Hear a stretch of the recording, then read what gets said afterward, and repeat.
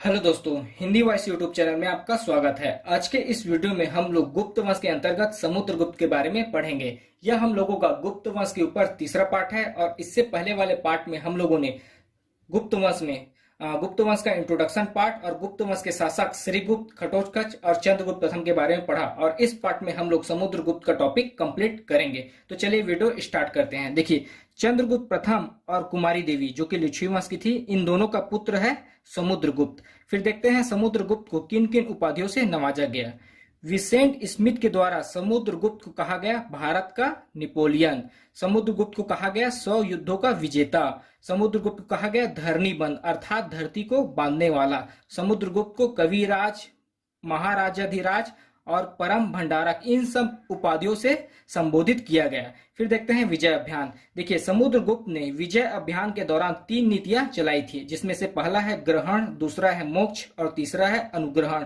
ग्रहण का अर्थ होता है शत्रु पर अधिकार करना और मोक्ष का शत्रु को मुक्त करना, और तीसरा है अनुग्रह मतलब शत्रु को जीतने के बाद उसका राज्य लौटाना। और इन तीनों को हरिसेन, जो कि समुद्रगुप्त के दरबारी कवि है, इनके द्वारा कहा गया ग्रहण मोक्षा अनुग्रह।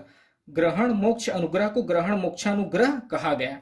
देखिए, समुद्रगुप्त ने अपने शासनकाल के दौरान 6 प्रकार का सिक्का चलाया था, जिसमें पहला है धनुधर, दूसरा है परशु, तीसरा है अश्वमेघ, चौथा है व्याघ्रहंता, पांचवा है गरुड़ और छठवा है वीणा शरण। समुद्रगुप्त के दरबारी कवि थे हरिसेन और इन्होंने समुद्रगुप्त के विजय अभियान को प्राग परिस्थिति लेख में लिखा है, जिसकी शैली थी चंपू, जो कि गद्य और पद्य दोनों शैली में मौजूद है। समुद्रगुप्त ने अश्वमेध यज्ञ करवाया था। फिर आगे देखते हैं।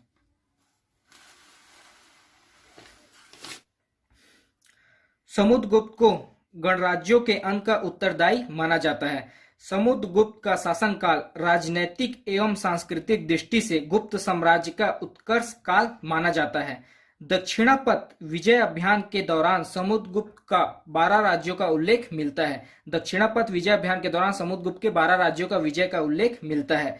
समुद्रगुप्त एक अच्छा राजा होने के अतिरिक्त एक अच्छा कवि तथा संगीतज्ञ भी था। समुद्रगुप्त ने एक विशाल साम्राज्य का निर्माण किया था, जो उत्तर में हिमालय से लेकर दक्षिण में विंध्य पर्वत तक तथा पूर्वी में बंगाल की खाड़ी से लेकर पश्चिम में पूर्वी मालवा तक विस्तृत था। फिर आगे देखते हैं। देखिए, समुद्रगुप्त की राजधानी थी पाटलिपुत्र, यहाँ पास बिहार में, और समुद्रगुप्त का युद्ध हुआ था। बीजापुर के शासक हैं महमूद, इसके साथ समुद्रगुप्त का युद्ध हुआ था, जिसमें समुद्रगुप्त विजयी हुए थे। और कांची के शासक हैं विष्णुगुप्त, इसके साथ भी समुद्रगुप्त का युद्ध हुआ था, जिसमें समुद्रगुप्त विजयी हुए थे। और श्रीलंका के शासक हैं मेघवर्मन, इन्होंने समुद्रगुप्त की अनुमति लेकर भारत में बौद्ध मंदिर का निर्माण करवाया था। तो इस पार्ट में हम लोगों ने समुद्रगुप्त के बारे में पढ़ा और उसके शासन संबंधित कुछ तथ्यों के बारे में पढ़ा। आपसे एक रिक्वेस्ट है, अगर अभी तक आपने हमारे चैनल हिंदी वॉइस को सब्सक्राइब नहीं किया है तो प्लीज चैनल को सब्सक्राइब करें और वीडियो को लाइक शेयर जरूर करें। धन्यवाद।